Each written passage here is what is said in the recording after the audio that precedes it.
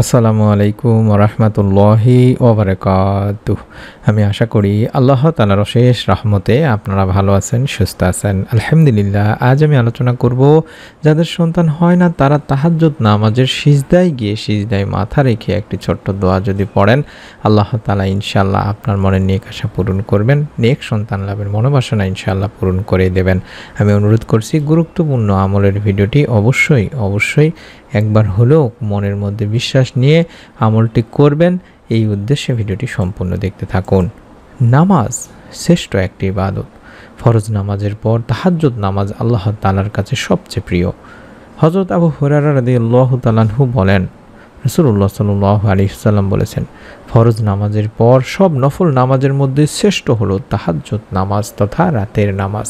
সহিহ মুসলিম শরীফ এবং তিরমিজি শরীফের একটি সহিহ হাদিসে বলা হয়েছে, দিনী ভাই বোনেরা, তাহাজ্জুদ আরবি একটি শব্দ।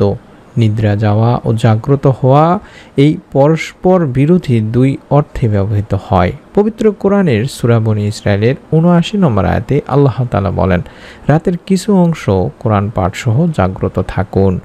আল্লাহ তাআলা প্রিয় নবী বিশ্বনবী সাল্লাল্লাহু আলাইহি সাল্লামকে বিশেষভাবে রাতে তাহাজ্জুদ নামাজ পড়ার নির্দেশ দিয়েছিলেন।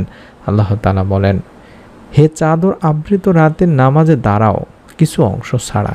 সূরা মুজাম্মিলের ১-২ নম্বর আয়াতে বলা হয়েছে।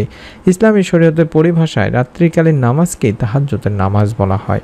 তাহাজ্জুদের নামাজ নবী করিম সাল্লাল্লাহু আলাইহি সাল্লামের উপর ফরজ ছিল, দিনী ভাই বোনেরা। উম্মতের উপর এটি ফরজ না হলেও সব সুন্নত নামাজের মধ্যে এটিই হলো উত্তম।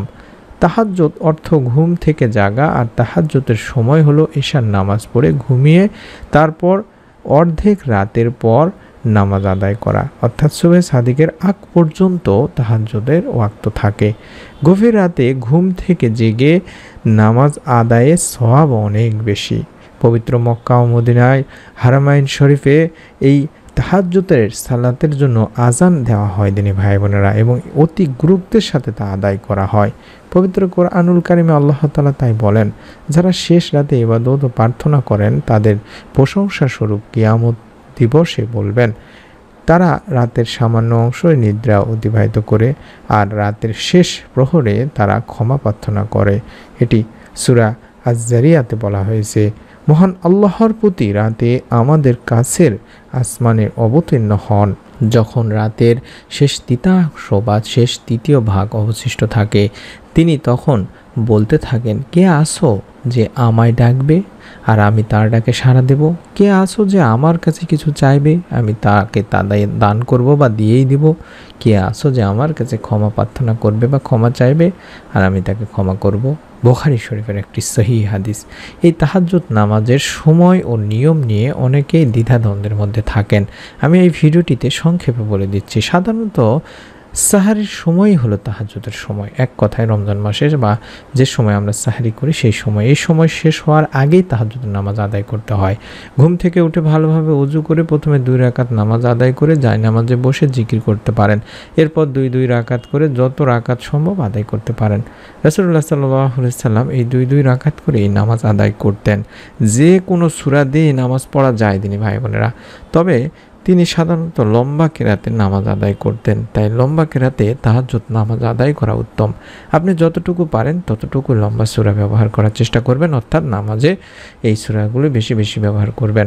তাহাজ্জুদ নামাজের রাকাত সংখ্যা নির্দিষ্ট নেই। 2 রাকাত করে 4 রাকাত পড়তে পারেন, আবার 2 রাকাত করে যত রাকাত ইচ্ছা আপনি আদায় করতে পারেন। ন্যূনতম 4 রাকাত আদায় করা একটি উত্তম বলা হয়। যে কয় রাকাতে পড়া হোক তা নিয়মিত আদায়ের অভ্যাস করবেন, দিনী ভাই বোনেরা। হযরত আবু সালামা ইবনে আব্দুর রহমান থেকে বর্ণিত, তিনি হযরত রাসূলুল্লাহ সাল্লাল্লাহু আলাইহি সাল্লামকে জিজ্ঞাসা করেন, রমজানে নবীজি সাল্লাল্লাহু আলাইহি ওয়াসাল্লামের নামাজ কেমন হতো? তিনি উত্তরে বলেন, হযরত রাসূলুল্লাহ সাল্লাল্লাহু আলাইহি সাল্লাম রমজানে এবং রমজানের বাহিরে 11 রাকাতের বেশি পড়তেন না। প্রথমে 4 রাকাত পড়তেন, যার সৌন্দর্য ও দীর্ঘায়িত সম্পর্কে জিজ্ঞাসা করো না। এরপর আরও 4 রাকাত পড়তেন, যার সৌন্দর্য ও দীর্ঘতা তো বলাই বাহুল্য। এরপর 3 রাকাত ভিতর পড়তেন। এটি বুখারী শরীফের একটি হাদিসে পাওয়া যায় দিনী ভাই বোনেরা।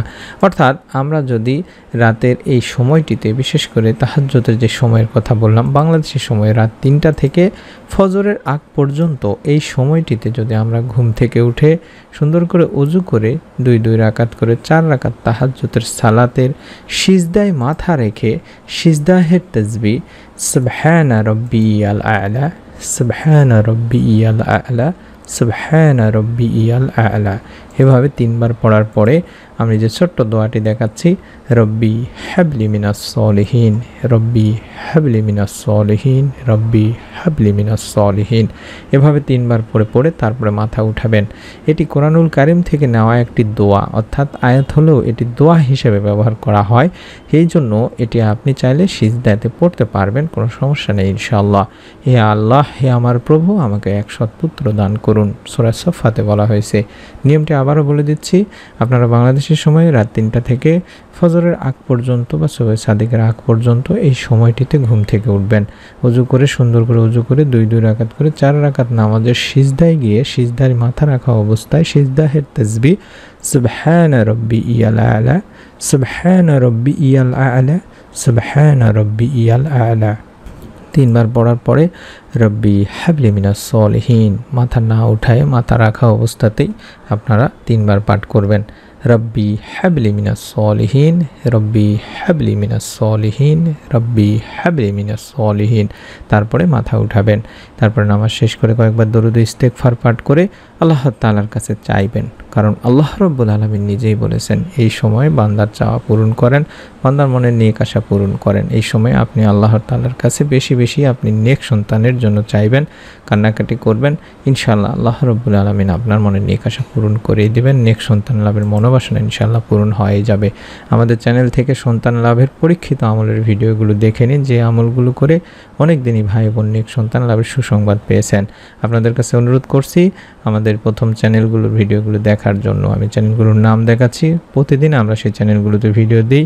আশা করি আপনারা সেই চ্যানেলের ভিডিওগুলো দেখে আমলগুলো করবেন ইনশাআল্লাহ।